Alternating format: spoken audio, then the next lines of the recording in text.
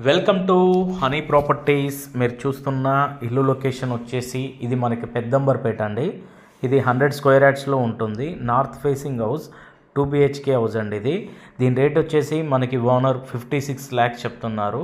Rate అనేది final ఏం కాదండి. మనకి ఇల్లు నచ్చితే రేట్ అనేది సిట్టింగ్లో మాట్లాడుకోవచ్చు.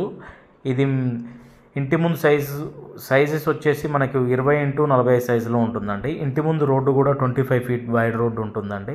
ఇది మనకి పెద్దంబరపేట మెయిన్ రోడ్డుకి అయితే జస్ట్ 1.5 kilometer ఉంటుంది.